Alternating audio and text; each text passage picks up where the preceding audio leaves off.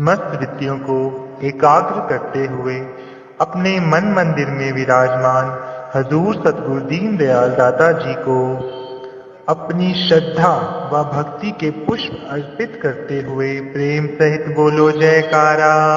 बोल मेरे श्री गुरु महाराज की जय। गुरुमुखो, मनुष्य गौर से अपने शरीर की तरफ देखे तो यह शरीर नाशवान है और अपने वक्त पर खत्म हो जाएगा, मगर इसके साथ जो ख्यालात और संस्कार व लगाव वगैरह लगे हुए हैं, ये तो शरीर के खत्म हो जाने पर रूह के साथ ही रहेंगे। इनसे तो कभी भी छुटकारा नहीं है,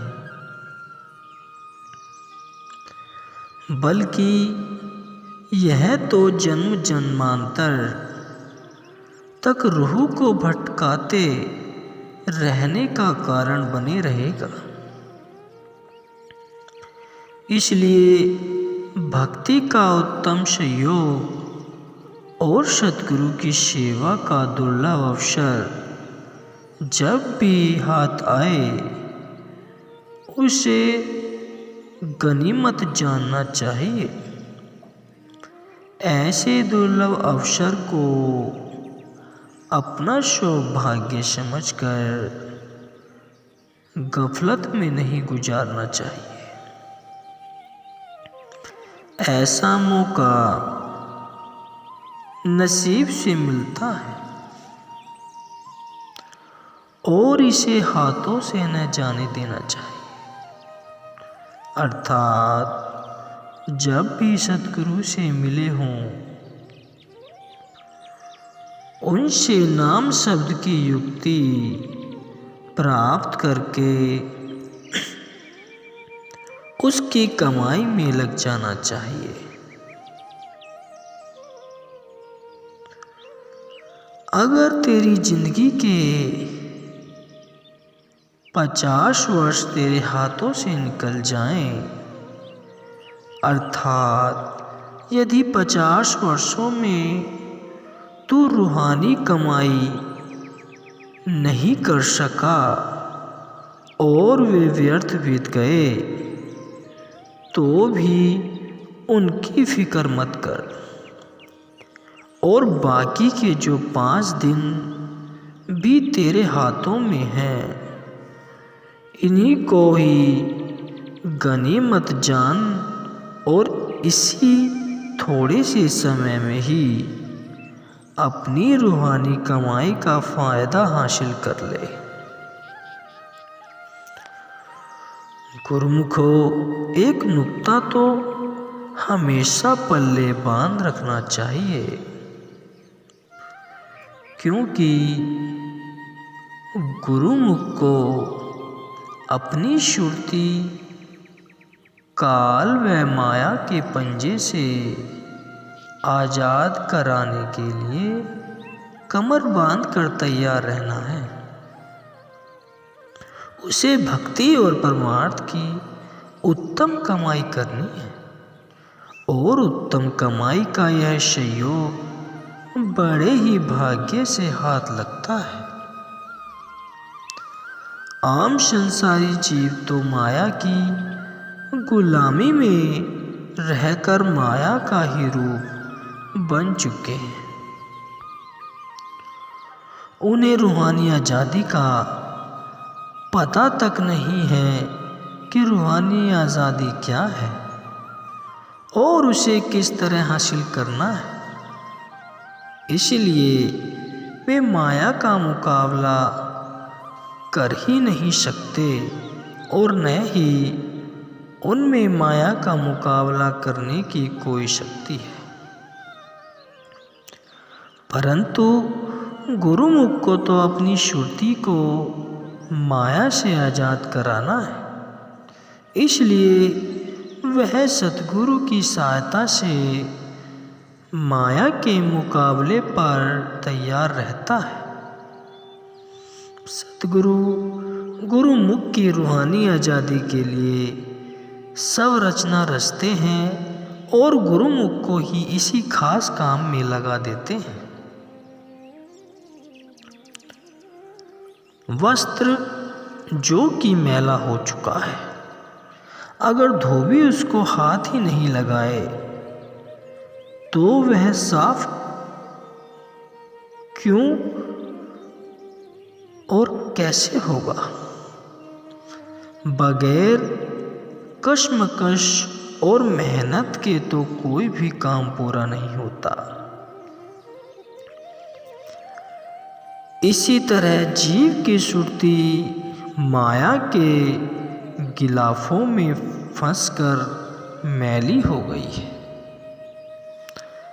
सतगुरु उसे अपनी सतुपदेशों से निर्मल बना देते हैं।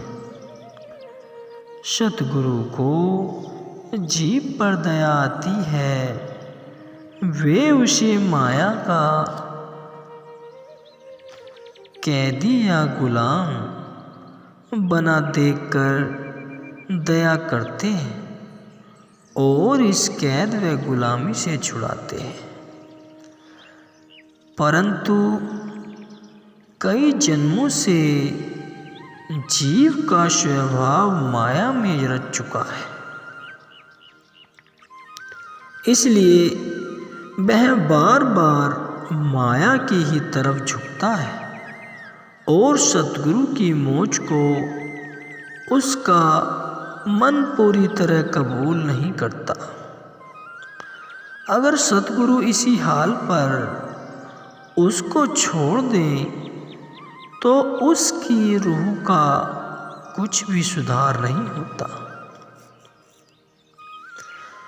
गफलत में भरी रूहानी नुकसान है, इसलिए सतगुरु झंझोड़ कर बार बार चिताते और समझाते हैं कि गुरुमुख का काम माया के मुकाबले में खड़ा होना है और इसी में ही उसका फायदा है। यह समय उसी काम के लिए मिला है और इस समय का पूरा पूरा लाभ हासिल करना है। गुरुमुख अपनी श्रुति को बुराई और माया की तरफ जाने न देवे। शरीर और नफरत का जितना भी और जितना भी मन में नफरत का विचार है उसे खत्म करें। उसका नतीजा सुख ही है। ये जितने ऐश आराम या नफसानी लज्जतें हैं, इनमें गुप्त रूप से गम ही गम भरा हुआ है। गीता में भगवान श्री कृष्ण जी ने अर्जुन को यही समझाया है कि नफस की लज्जत है तकलीफ देह और बेबात, इन पे ये अर्जुन नहीं करते आकिल इल्फात। हे अर्जुन, इस मन के रस भोग दुख देने वाले और रस रहित हैं, इसलिए बुद्धिमान पुरुष इनसे मोहब्बत नहीं करते।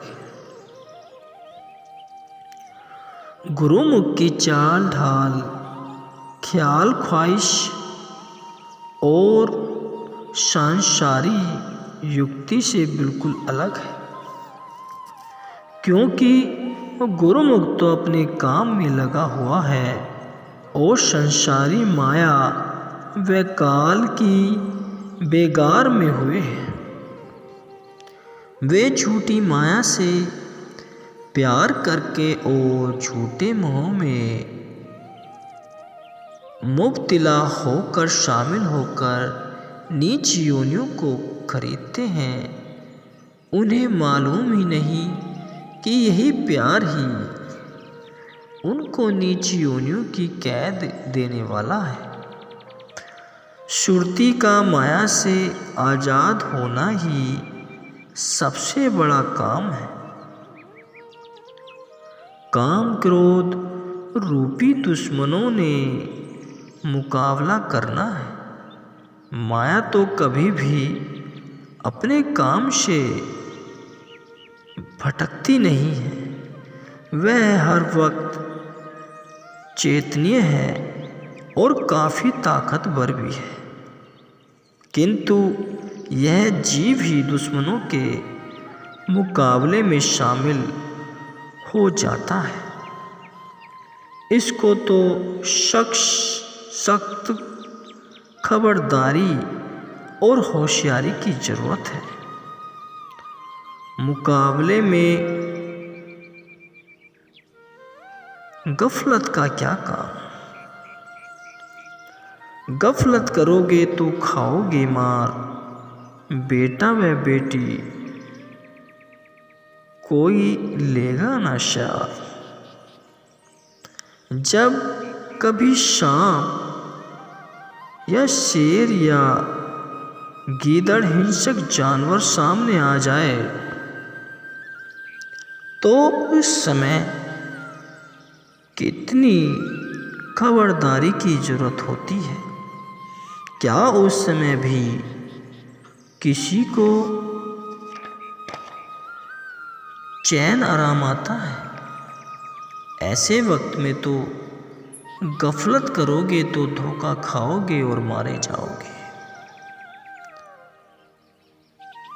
काल और माया कई जन्मों से जीव को अपनी बेगार में रखता है।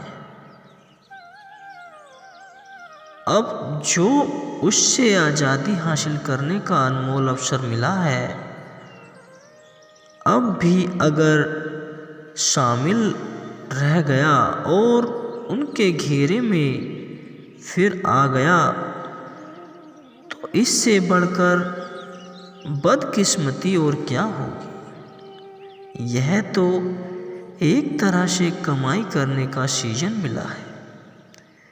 जैसे बीज बोने के मौसम में किसान की नींद व आराम हराम हो जाते हैं, इसी तरह यह भी संत सद्गुरु की चरण शरण में आए हुए जीव के लिए भक्ति की कमाई करने का सीजन अथवा मौसम हाथ में लगा है।